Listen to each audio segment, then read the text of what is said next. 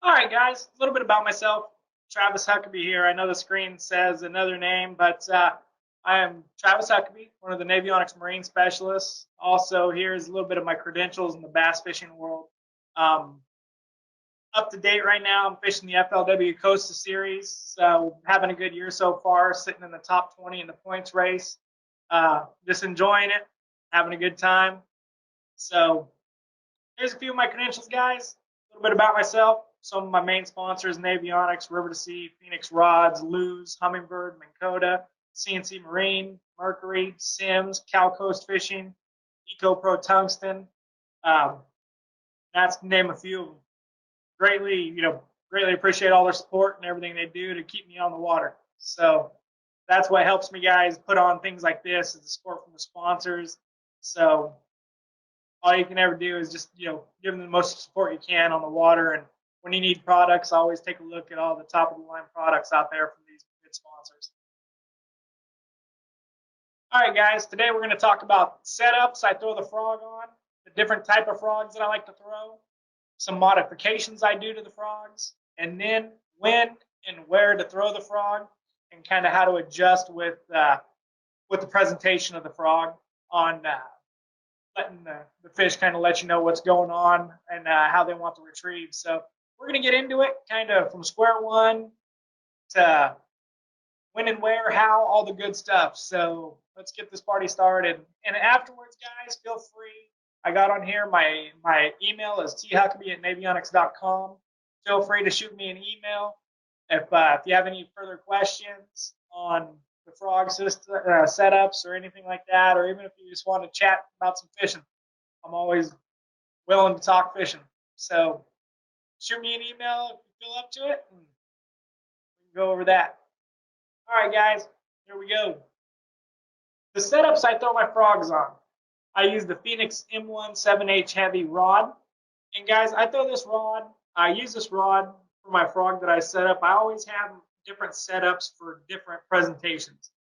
I throw the M1 7.8 heavy and for open water applications.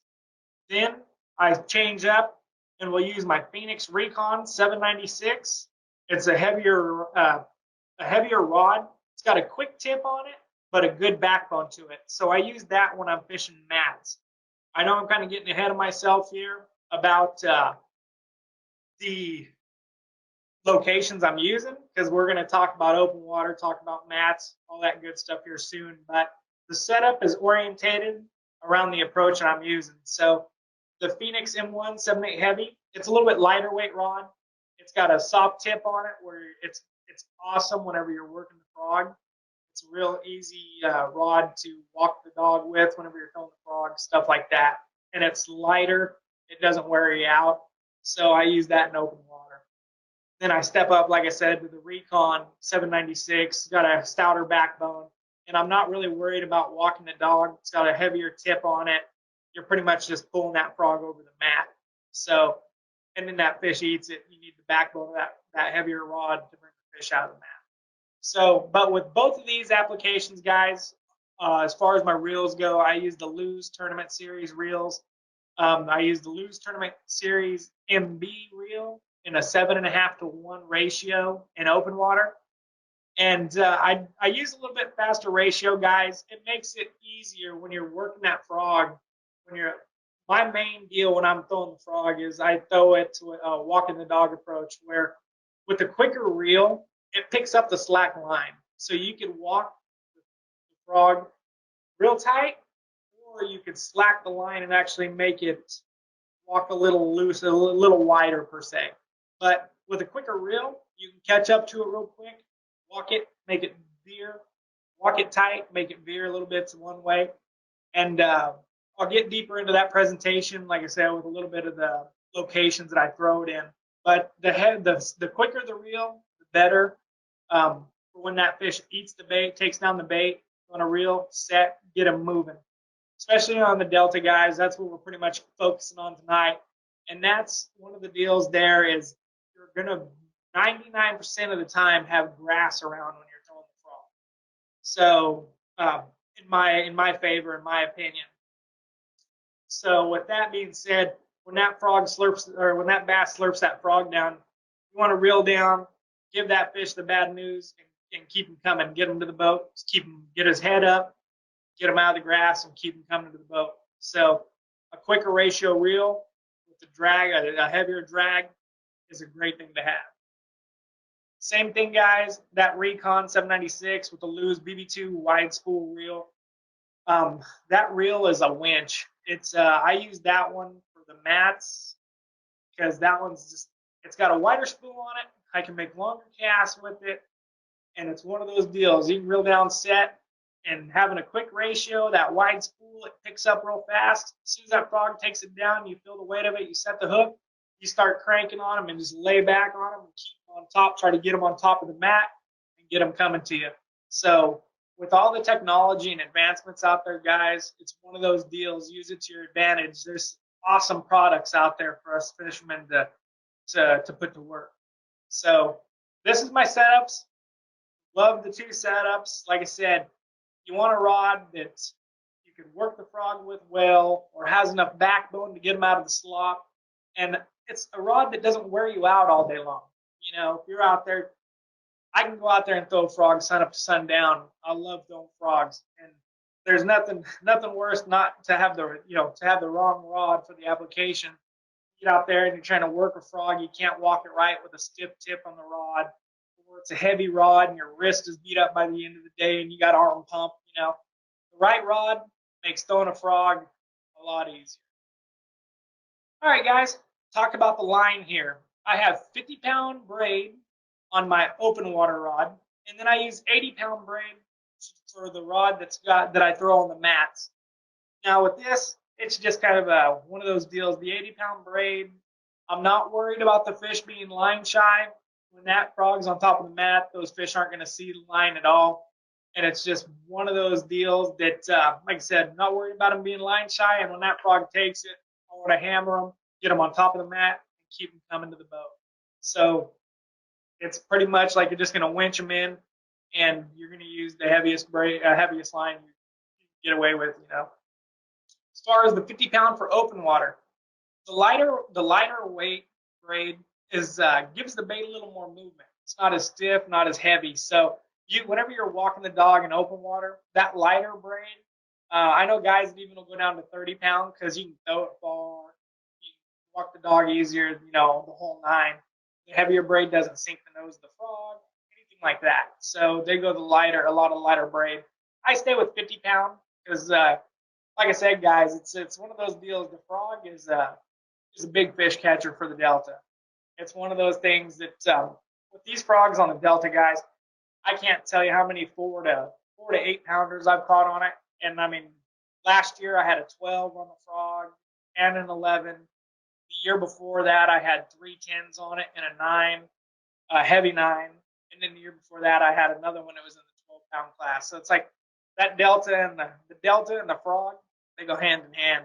It's one of those things. Once you get 1 or 2 of those big ones on it, it just turns into an addiction. So, all right, guys, we've talked about the rod, the reel, the line. So let's get a little deeper into this. Styles of frogs that I use, guys, is the hollow body frogs. My favorite brand is River to Sea. They got the Bully 2, awesome frog in my opinion. It's a little on the heavier side. You can throw that thing a country mile. The body profile of that thing is one of the easiest frogs that I've ever thrown for walking. You can throw that bait out there, let it sit, and actually, if you have enough slack in the line, just kind of drop the tip of the rod, kind of work it like you're going to walk it, and you can actually walk that frog without even really pulling it forward.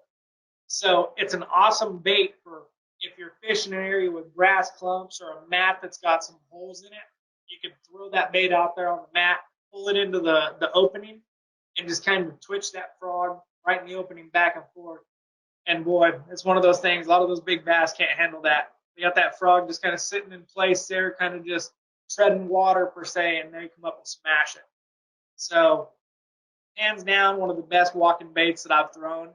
Everybody's got their confidence bait. Everyone's got their personal favorite, but got to give them a look. It's an awesome bait.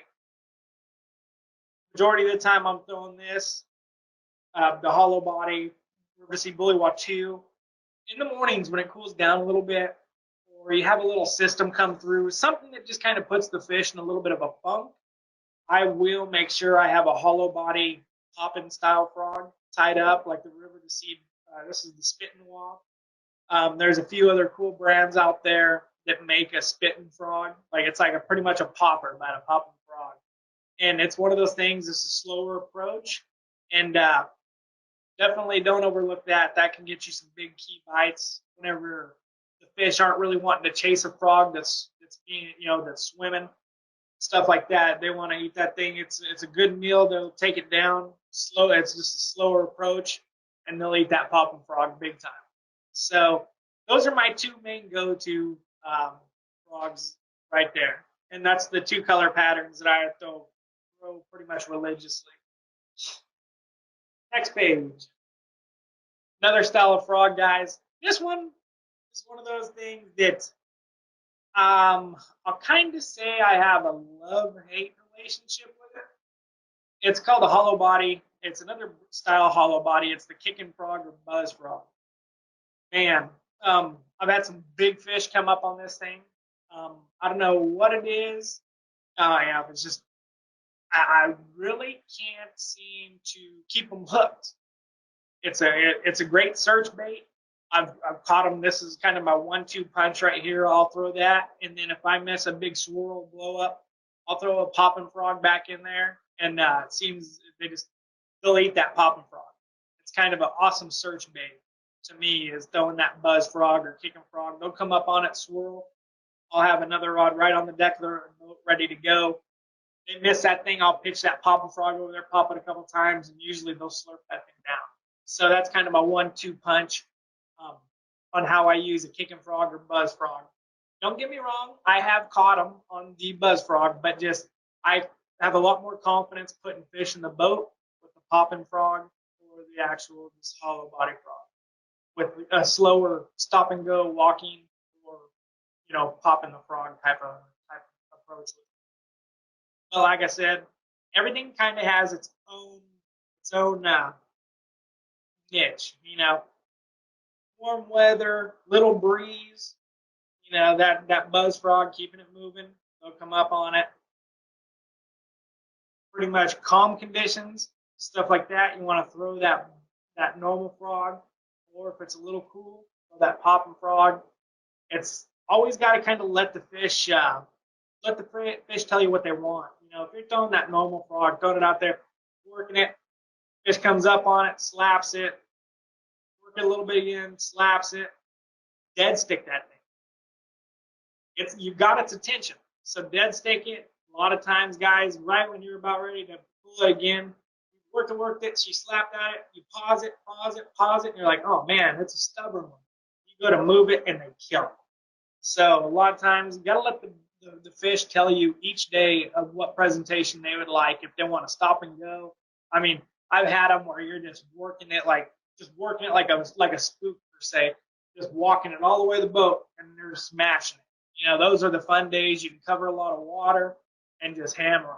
But a lot of days, guys, it's one of those things. You're gonna walk it 2-3 feet, pause it, walk it 2 feet, pause it.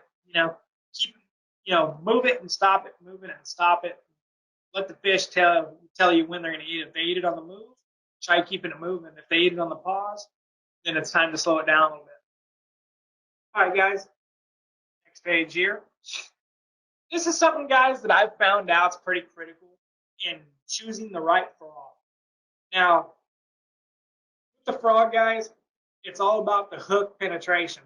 So you got the body of the frog, and as demonstrated here in the pictures, when that fish eats the frog, it's got to collapse the hollow body of the frog to get the hook. So you can see here the picture on the left-hand side with the black frog. The hook is a lower profile. It doesn't stick up as high in the body. So if I was to release the black body there, the hook is actually, the body is higher than the hook is. So that fish has to collapse it down plus collapse it lower to get a good hook penetration in them.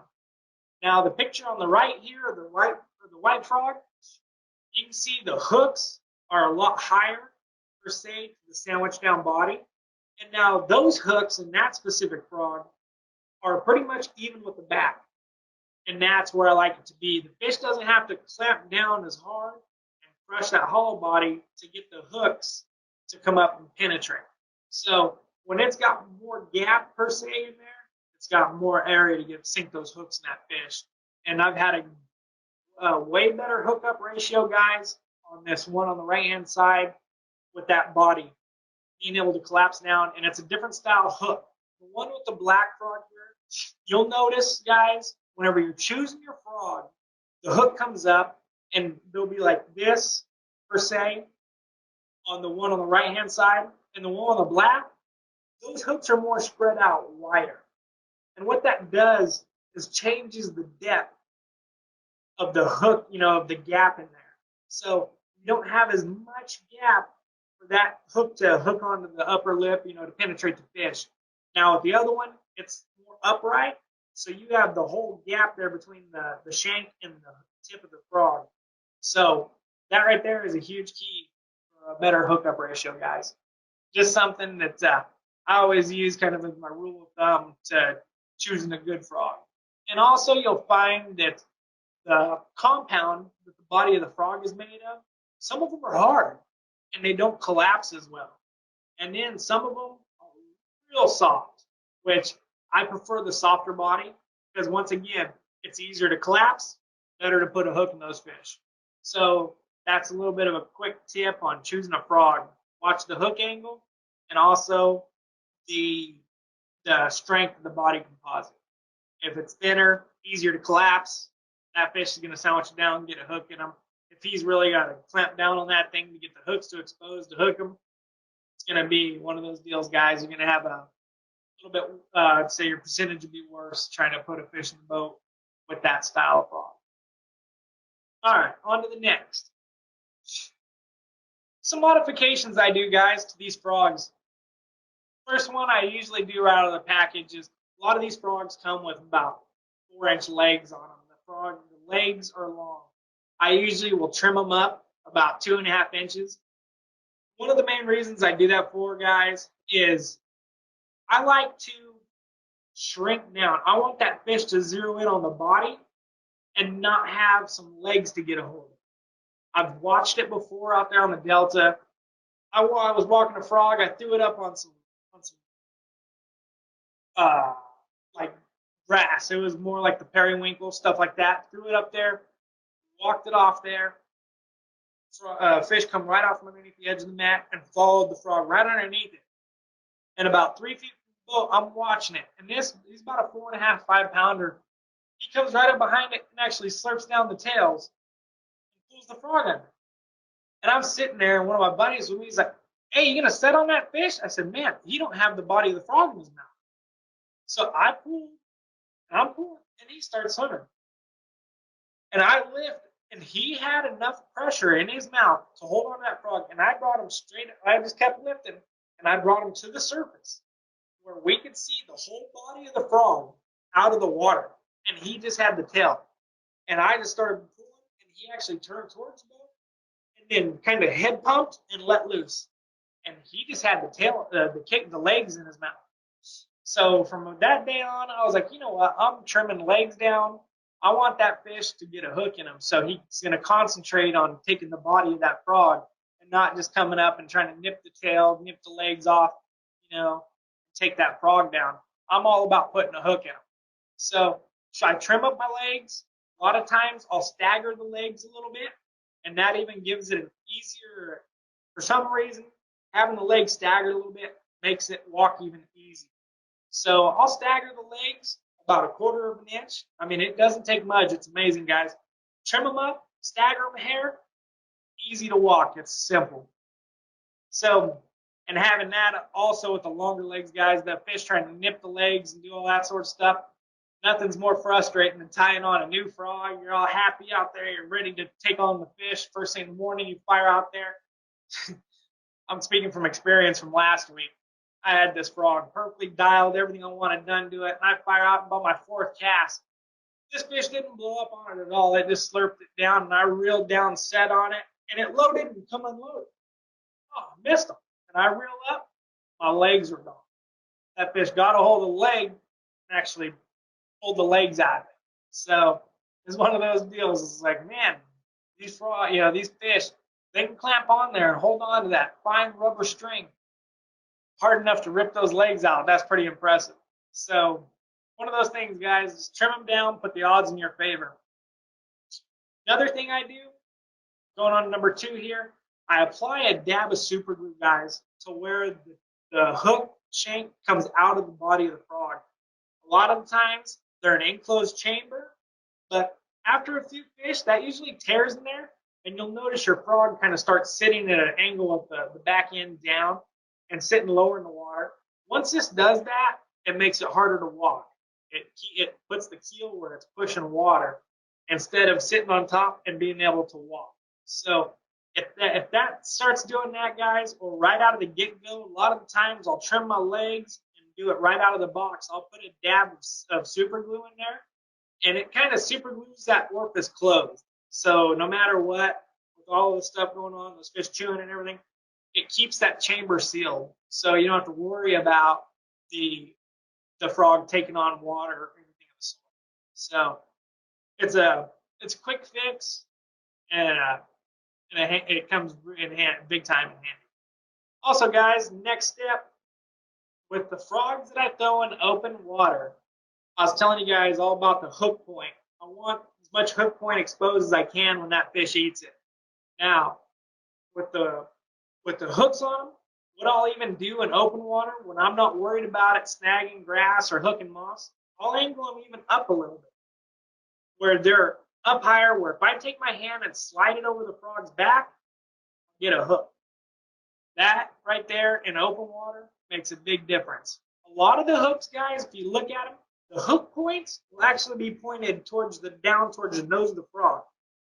Now, if you take those and straighten them straight up, they'll pretty much sit level with the back of these frogs these days. Now, doing that, guys, will definitely help put more fish in the boat.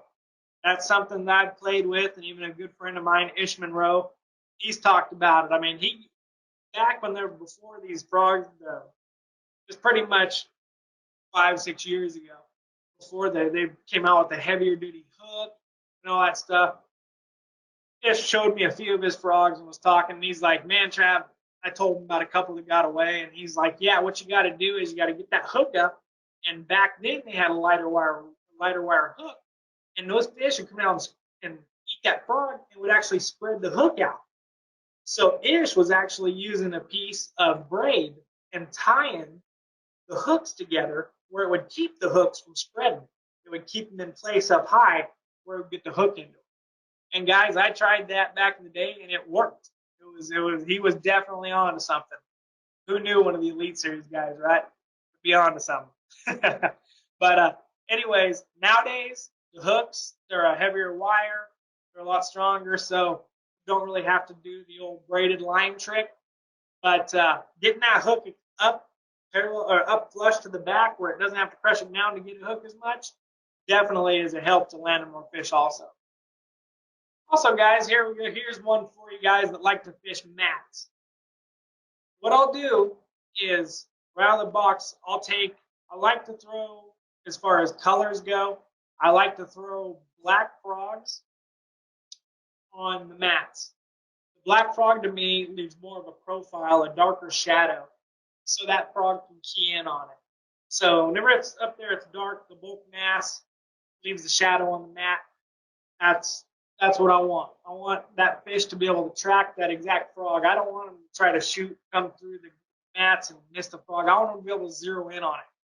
So what I do, guys, is I'll have my new frog. I'll take a tungsten nail weight and actually slide it into the body. I was telling you guys about applying the dab of super glue. I'll put a weight in the body, the nail weight, to actually make the frog heavier. I've added before, if the mat's thick, if that cheese buildup gets real thick, I'll add a few different nail weights into the mix. And then take my super glue the orifice shut, and now you got a frog ready for the mat. Now, guys, what this does is you can take that frog, throw it up on the mat, and you'll see where that frog hits the mat, you'll see the mat indent because of the weight of the frog. Now, original without weight, it'll sit on the front and slide across the top of the mat. With more weight, I'll put enough weight in it, guys, that it actually sinks in. It actually sinks into the mat. And whenever you start pulling it, walking it forward through the mat, it actually pushes water, pushes the mat, which disperses water. That, guys, will get you a lot more bites because that's actually water displacement, gets the fish's attention, and actually they can zero in on it. They'll see where the bulge in the mat is. Plus the water displacement will get their attention. Doing that, guys, has got me a bunch more bites when it counted. So it's one of those deals. I'm a firm believer. Add some weight in it, especially if you're just keen on mats. You don't want to throw that frog in open water because it'll sink, all that stuff. The weight will hamper the action of the frog. So in my box, I've got frogs for mats, and I've got frogs for open water. So add a little weight to it, make it push the mat instead of just slide across, and watch what happens. It's an awesome. You'll definitely be able to tell a big difference, especially if you get out and one of your buddies you're both throwing frogs and stuff. Add a little weight to yours, kind of see who gets a little more bites. It's fun. A lot of guys will ask me, man, we're throwing the same frog, the same everything. How are you getting 3 bites to my 1? What in the world? It's one of those things. I'll even jump on the back of the boat and be able to get bit doing it. And it's just those things. They're like, man, okay. They've caught on to it now. But it's definitely a key way to get more bites. All right, guys. Next one here. We're going to talk about locations throwing frogs. You guys that are familiar with the Delta know we got a lot of pennywort. Right now, it's kind of clean to hyacinth, but you get a lot of areas. It's got a good amount of right here. This is pennywort. This picture's taken from last week. This picture here, that point right there, right behind the frog, you got that little pocket going out to the point. I caught a 4-pounder on that point about 3 casts previous to this one. And it was just one of those things, guys. A lot of guys, they want to throw the frog on mats. You can focus on stuff like this. It's as good as a mat. It's a cover like a patio, I don't know if you guys are dealing with heat where you're at. I know it's hot over here. And it's one of those deals. You get me outside, I want to be underneath the patio. These bass are the same way. They're looking for a little bit of water movement. That'd be like the fan blowing on us. And then they want to get under the patio, so they get underneath these weed overhangs like this here, guys. Gives them a little shade. So they're kind of like us. When I'll sit with the fan on us in the shade on these hot days, that's what they're doing too. So keying in on fishing the edges of these grass patches is a huge key to getting those bites. And guys, you want to keep that frog tight to the mat. I mean, if I'm a foot out, I'm going to reel up and throw again. I want to throw it right into the edge of the grass or within 6 inches of the edge of it. Because a lot of the times, guys, those fish underneath it, they're watching out to the edge of it. Because a lot of the times they're just back tucked in there in the shade and the cool, waiting to ambush something. So looking for that easy meal. So throwing to the grass edges, guys, is a huge key to catching the fish, keeping it tight. And also, guys, when you're working that frog, you throw it out there, let some line out.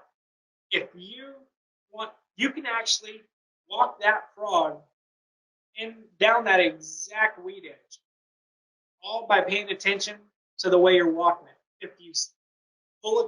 If you don't allow the slack line for the frog to walk as far, you can make it walk in a tight line. If you walk it, and you want it to go right, when that thing goes right, you want to drop some slack in the line and let that frog drift that way. And then you can walk it tight and then drift it more. So you can actually steer that frog right to left by the amount of slack that you leave in your line. If you keep it tight, it's going to stay tight and come toward you.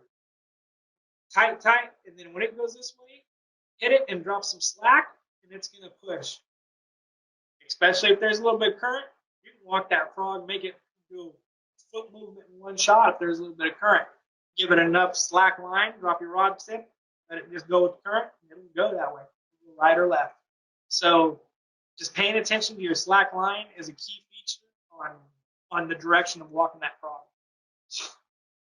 All right, guys, and also main deal with the Delta, these fish set up to ambush, and what they do is they will always position into the current. They're always going to be facing the current because that way they could like tread water, sit in position, don't have to fight it, facing the current, and plus they could sit on that point. Like I said, that 4-pounder I caught was sitting right on that edge. I threw it past it, worked up that point, and it was textbook. I got up to that point, paused it, went to move it, and she was all over. What she was doing, she was sitting right under that point, and she was looking into the current. The current in this picture is actually coming towards us, or I'm working the frog with the current. Working the frog with the current. So I threw past that point, worked down to it. That fish looking at the current, she ate it, brought it back out to the boat. And my next cast was the backside into that pocket, and right from that pocket down the grass line. So the main thing, guys, whenever you see, I call these a point, which you can see it there in that picture. It's a pretty good picture to describe a point, a grass point on the Delta.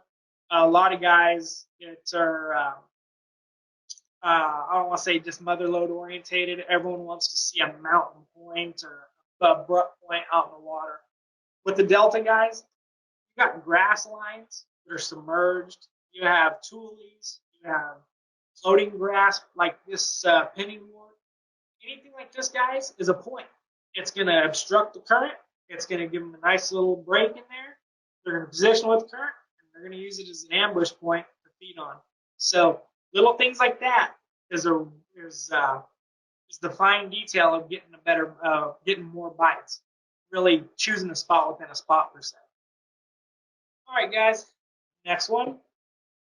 Everyone's favorite, the mat.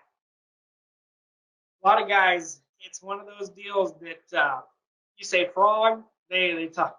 We gotta find the mat. Man, it's one of those deals. There's nothing more exciting than throwing the frog on a mat, having a big fish blow up through the mat, and battling that fish out of the mat. It's definitely, one of my favorites, but it's weird. It's one of those things, guys. I've caught a lot more fish and a lot bigger fish in open water. It's just one of those things. It's open water. I'll get into the next page, but the mat is the pretty much number one target in the summer whenever you talk to anybody about frog fishing. Everyone wants to go out, throw the mat, and throw the frog on the mat. So one of those things, guys, about mats is always keep in mind it sticks out. Everybody drives by it, everyone sees it. A lot of guys are going to hit it. So those fish are a little more pressured. So keep that in the back of your head whenever you find a big mat that just looks amazing, or you find a small pocket. Even if it's like a pocket of tules with this mat that's only like 3 or 4 feet round in a tule pocket, that's a gold mine. That right there is just key. You've got open bank, tules, and then this nice little patio, the shaded umbrella that the big fish want to just hang out underneath. So while I'm on the Delta, guys, I'm always looking for the mat that gets the less pressure. And now another key way to tell by the pressure, guys, is you can see this picture here. You got a log in the back there. You got some penny wort. You got some open water. You got a log. You got a little bit of open water. And then you got a mat. And in the middle of the mat there, you see a hole in it. That right there was from about a 2 3/4 to 3-pounder I caught out of it. Now, on that, guys, it's a telltale sign. You can see the hole. There's been a blow up there. And now, the cool thing about it was a few casts earlier, about 4 feet behind that thing, you can see a hole that kind of got covered back up. I don't know if it was, most likely it was the same fish, but she come up and bulged the mat and swirled it, didn't take the bait down. I threw about 3 or 4 more casts, and then she ate it. So it was cool. And you can see there, guys, that back where the first swirl mark is, you can see the line that comes pretty much all the way out to the boat, and it goes straight through. And then you got the blowhole where I caught the fish, and then you can actually see the line of the kind of where the line went through or the other frog casts. You can see the runways. And that's one of the things, guys, about paying attention to the detail on it is when you pull up to a mat and it looks like a road map, there's all these lines in it, that means that thing's got some pressure. And it's kind of easy, guys, when you're out and about and say you pull up to this mat and it's got a ton of tracks, fresh tracks on it, and there's no blowholes. I don't know about you, but I ain't going to spend too much time there. I'll pull up on it, make a couple casts, roll on. You get in there and there's a few blowholes. It doesn't look like the mat was pulled apart very bad, nothing like that. Those fish could have missed that bait. Those fish could still be there. It'd be worth a few casts, see what happens. So I just kind of pay attention to detail, see, test the mat out a little bit, and move on. And like I said, the mats you really want to key on are the ones that are less hit, obviously, and the ones that are more isolated, smaller, spot within a spot type of deal. Those are the mats that'll hold the good fish. Next page. Actually, we already talked about that, guys, on the mats, about fishing the dark color of frog. A black frog in the mat is one of my favorites. And then also, guys, I have on here stop bait in the pockets. A lot of the times, even if you, like per se this here, we got the blowhole through there with that fish, we got her out of there. It was one of those deals. That fish, she ate it and swam down with it, and I didn't get her head turning up where I brought her out to the boat. So it was one of those deals that didn't tear the mat up that bad. So the way this thing looks here, if I seen that, I'd probably throw a cast or two at it and walk that bait into there, walk the bait a couple times in that blowhole and pause it. And then walk it to the edge and then proceed on, because if that fish just blew a hole in the mat and missed that frog, whoever went by earlier, that fish could still be there. She could take that thing down. So it's one of those things. Always put the odds in your favor. Give it a shot. All right, guys, here's one of my favorites. This right here has landed me 3 out of 5 double-digit fish in the last 2 years.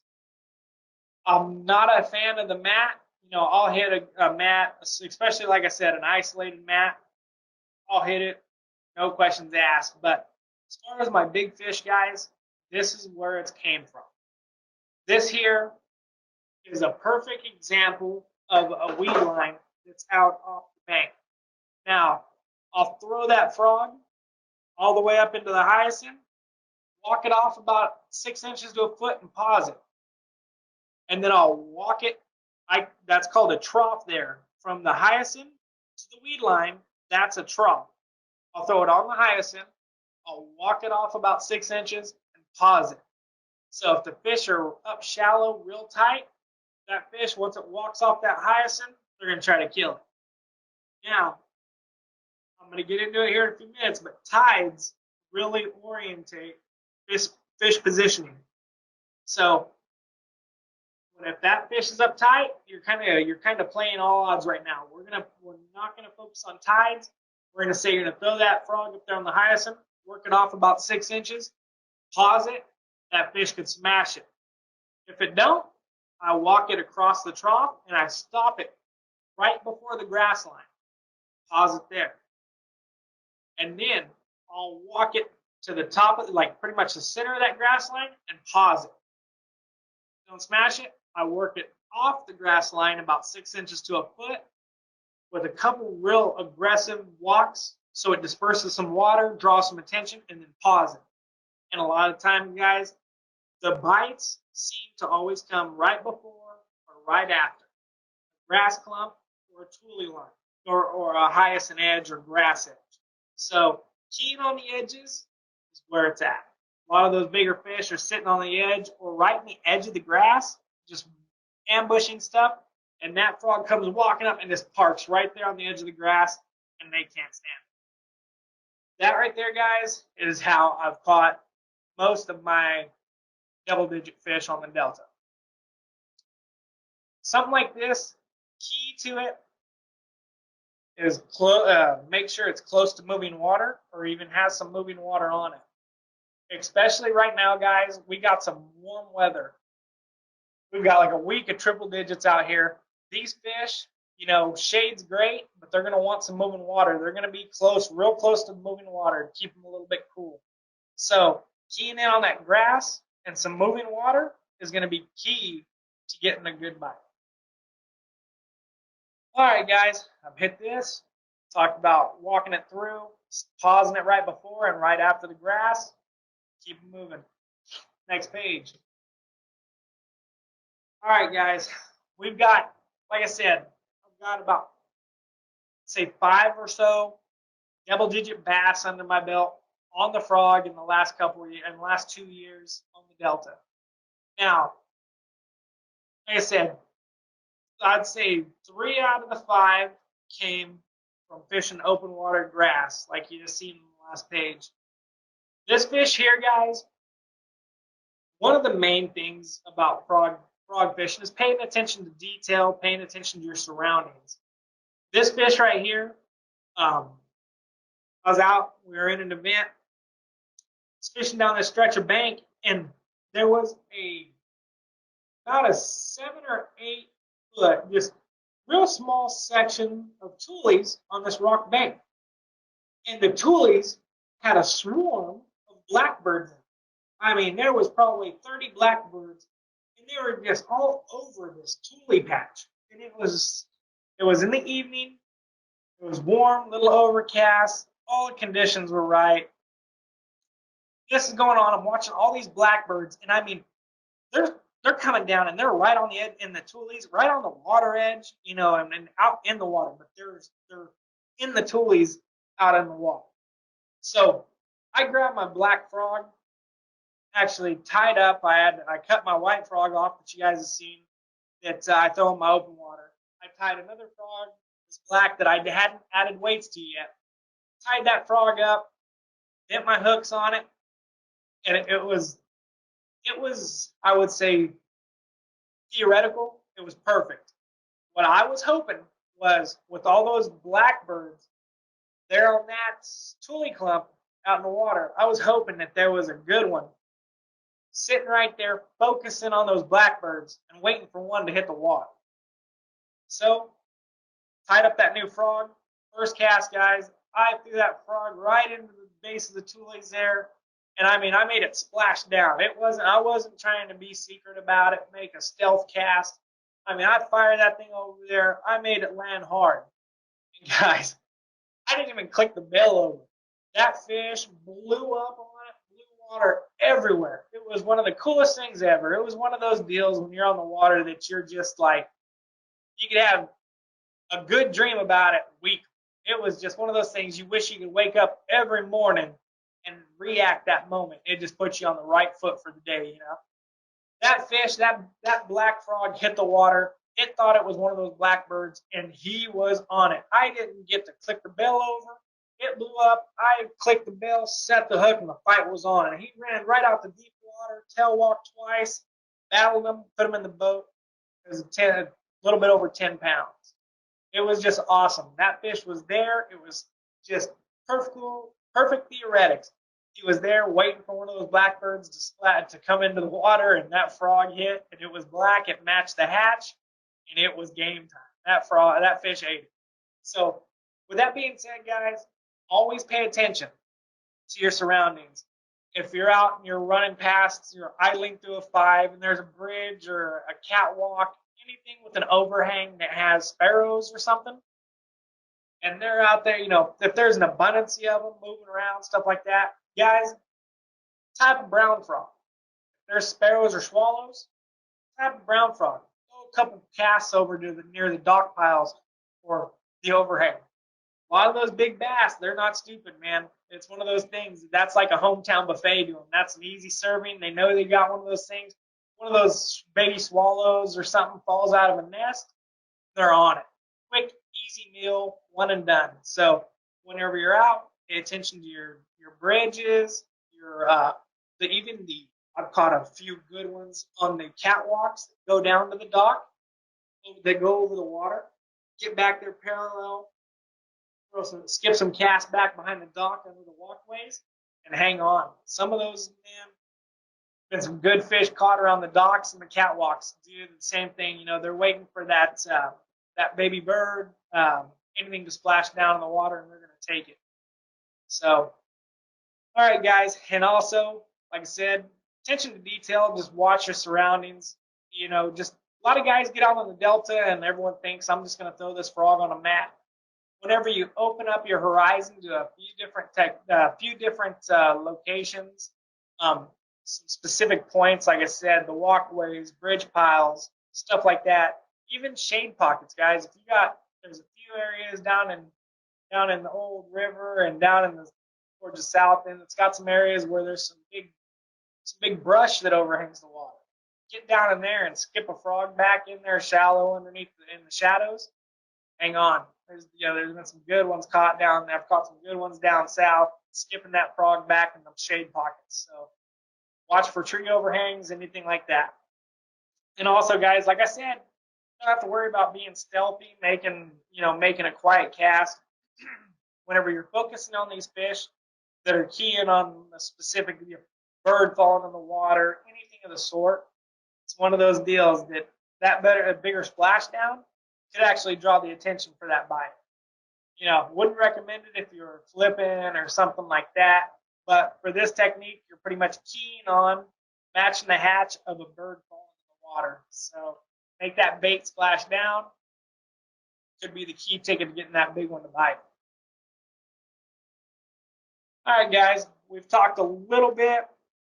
I touched on tides a little bit, but it is a key factor. This right here, guys, is my Humminbird Solix unit.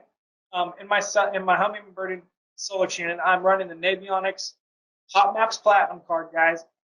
It's awesome. I can't tell you enough. A lot of guys, run the river daily, say they don't need mapping on it, don't need, why do they need contours when it's only 5 to 10 feet deep? It's one of those things, guys, that I really focus on it. It comes in handy for me. Say you're going down a stretch of bank, right? And you got that mat that everyone wants to hammer. You see it, and you're like, okay, man, that looks great. But being it's a mat, you really don't know how much water's underneath it. Now, it's one of those things. If you have that mat, and you say this mat's 30, 40 yards, and it's on about, just a normal tapering bank out there on the Delta, 3 feet deep underneath it on high tide, water level drops out, there can only be a foot underneath it. You would never know, besides a little bit of the mud on the bank that drops out. A lot of guys will still hit that mat and it's shallow. Now, guys, remember, if you're keen on mats and stuff like that, that the water underneath it is a huge factor. And it's not only a huge factor just because you need water underneath it. The huge factor is knowing where the tide is will position those fish. Say you got 3.5, 4 feet under. Perfect. Optimum.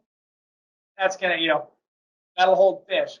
Now, if that's high tide, where the water's moving in, that water just got up. Now, on high tide, guys, those fish will push up shallow. So now you're going to want to throw that frog all the way to the bank and work that frog out. And a lot of times, guys, doing that, you'll throw that frog to the bank, and in the first foot or two, you'll get the blow up. Work the frog 10 yards out, you won't get another blow up. Throw it back up, you get a blow up close to the bank. Okay, paying attention to your tides. It's got high water on it. These fish are up tight. So that's a huge feature of kind of knowing and eliminating some time. Because now, if you get blown up on and you know it's high tide, and say at the bank, say it comes all the way, say the mat comes out 10 yards.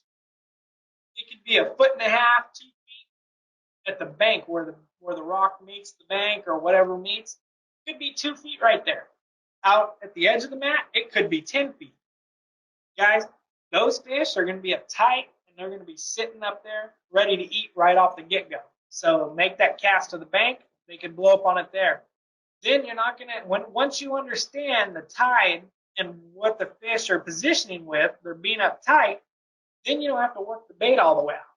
If I find that, I'm going to throw the frog to the bank, work it about a foot, pause it, work it about a foot, pause it, and then I'm reeling in and making another cast. I'm not going to waste the time bringing the frog all the way out across the grass. Now, go in knowing what you're up against, turn my tides table on. Okay, well, shoot, I've got low tide. Now, the bank is only inches deep, but it's matte, so you can't tell besides a little bit of mud on the bank, knowing that the water was dropped out. Make that cast up there. You walk the bay, walk the frog, walk the frog, walk the frog, all the way across that mat, and all of a sudden, you're about ready to reel up and make that next cast, and boom, this fish blows up at the edge of the mat. You're like, oh my God, what was he doing way out here? Now that was textbook. What happened was you got low tide. Those fish pushed out and are sitting on the edge of the mat.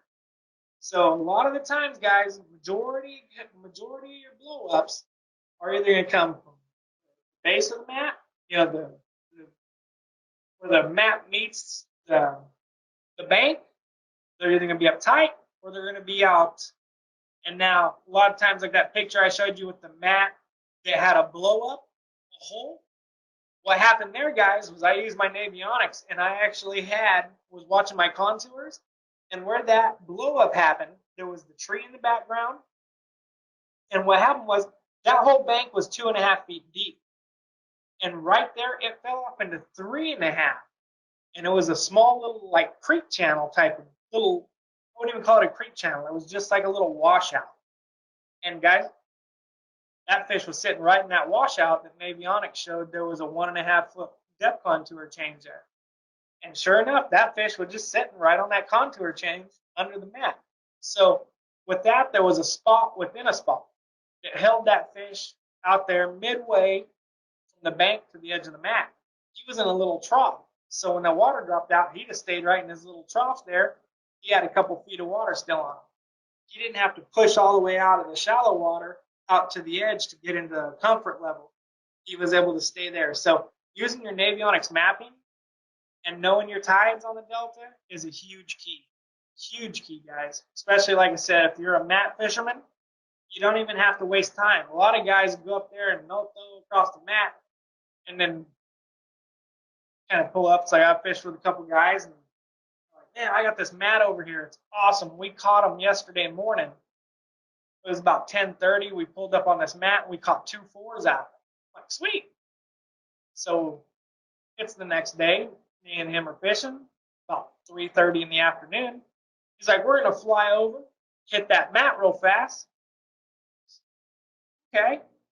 So we fly over to it, pull up on the mat, throw a few casts, and I'm looking around. Man, it looks like the water level's low. You caught him yesterday here at 10. It's 3. We got a 6-hour change.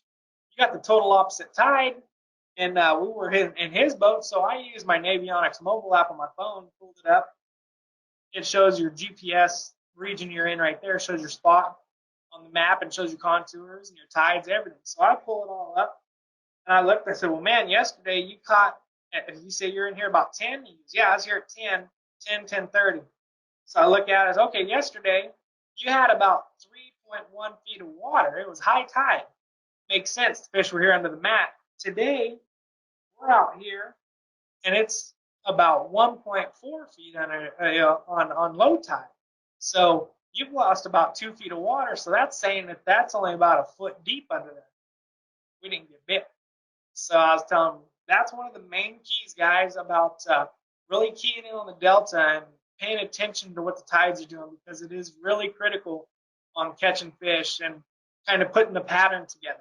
Because, like I said, those fish want a certain amount of water.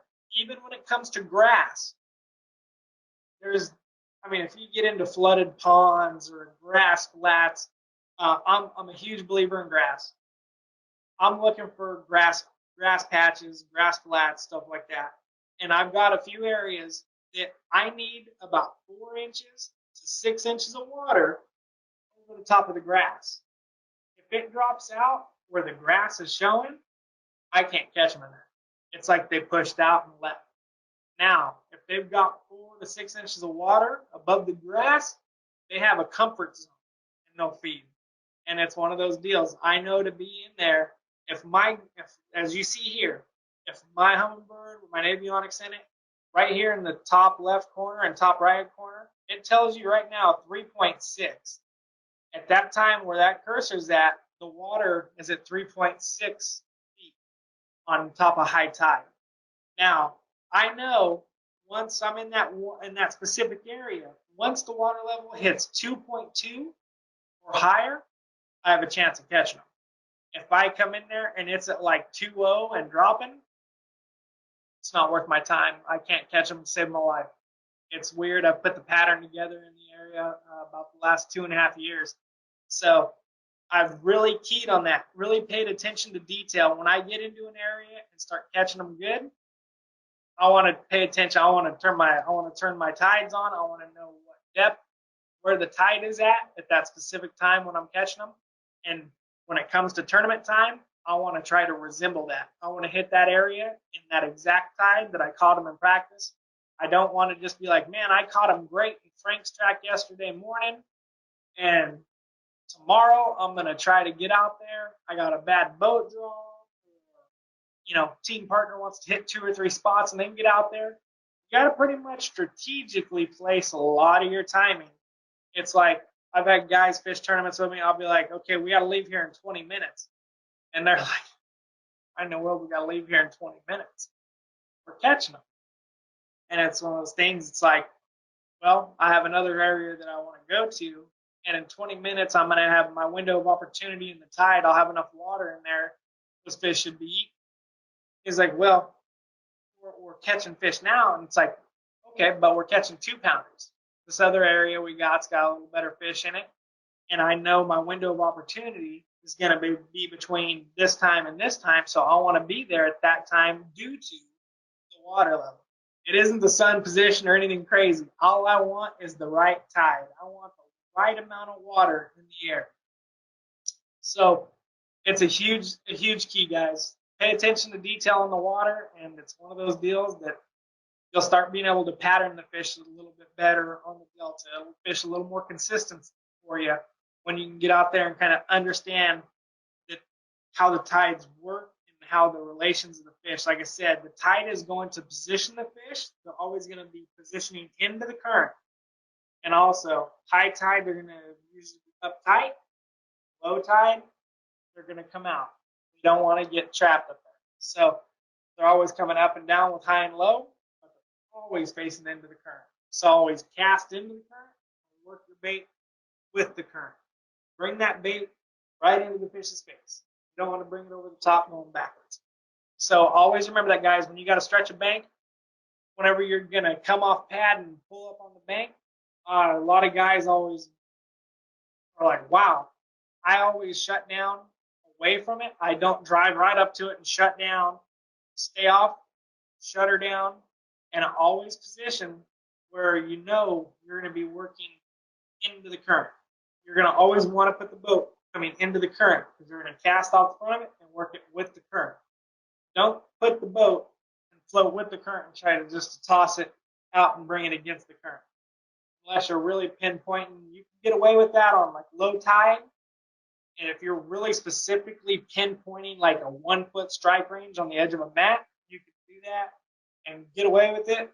But a lot of times, guys, I will always position my boat into the current because I know I'm casting upstream and bringing it down. And that puts it right in that fish's face. So I'll cast right up on the mat, work it right off the edge of the mat. You don't need it there. I'm coming up. I'm going to work about 2 feet at the end of the mat and then a foot out. And the cast is over with on low tide for me. That's how I really optimize my time on the water and going down a bank, working with high and low tide. I'm going to work the first 2 to 4 feet on high tide, unless I know there's a spot within a spot, a structure, a lay down, something that'll hold a fish.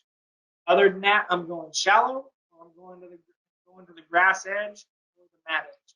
So that's a huge key to getting more bites, guys. And like I said, using the tide, water movement to your advantage is a huge key. The Delta has a lot of, like, you got Tule Islands. They'll have little runways through them, little breaks. And guys, it could be a break as much as a foot or two.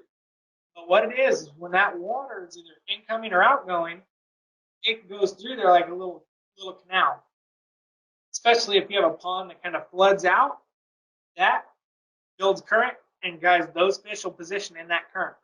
So throwing that frog in those runways, currents, I call them runways. It's a runway. If I can get a frog through it, I don't care if it's 6 inches, they'll sit in there. Or it could be a runway that's drive a big rig through. They're going to be on either points or even out on the sparse grass out in front of it. Throw that thing up, work it out with the current, slow it down around the grass, and hang on to your rod. So, like I said, guys, water movement is huge in the way these fish are going to position. Next page is here's a cool shot. Buddy of mine, Ken Ma, took. We were out on the Delta, and it was hilarious. We were fishing an area, and I hooked this fish, and I was hollering. We were fishing about 50 yards from each other, and I couldn't believe it. He come up, and I kind of battled it, hoping we can get a good picture, and we actually got this picture of it. It was awesome. So this fish smashed a frog, and she come up. It was low tide. I threw up on a patch of grass and worked it about 6 inches off and dead stuck it. Just let it sit for a minute, and I went to move it, and that thing slurped it down. It looked like a toilet bowl flushed. It was super cool. I reeled down until I felt the weight, set the hook, and the fight was on. So, and that's when I started hollering to my buddy Ken. Ken, get over here. Get your phone out. I got a good one. And he's like, what? And he seen the rod was bent, pretty bent over. And he was like, it's a good one. I come up and tail lock, and I said, oh yeah. And he was like, let me get the camera. So we got some cool shots of that thing. So like I said, guys, knowing the tides, knowing what water's underneath the mats is critical to the positioning of these fish out here. So on the Delta, it definitely will, I call it hitting higher percentage areas. It's one of those things like I talked about, runways, grass points, grass clumps, all of it. It's pretty much around grass, but the thing is, knowing the positioning of the current is a huge key. So that pretty much wraps this up, guys. I want to thank Phoenix Rods. They're donating a cool apparel pack, a hat, and a T-shirt. One lucky winner. Get that get that in a raffle. We're going to do a drawing for that for one lucky contestant that watched the webinar tonight. So we greatly appreciate Phoenix Rods and their donation. So I appreciate all you guys for coming out and watching this evening. Actually, not even coming out. We got to enjoy it from our own home in the AC. So that's always a good thing. Greatly appreciate all you guys for attending. If you want to find out about upcoming webinars, join our mailing list, you can go to navionics.com or you can shoot me an email at thuckaby@navionics.com. All right, guys. Well, I think that's going to wrap it up for the evening, and I greatly appreciate your time.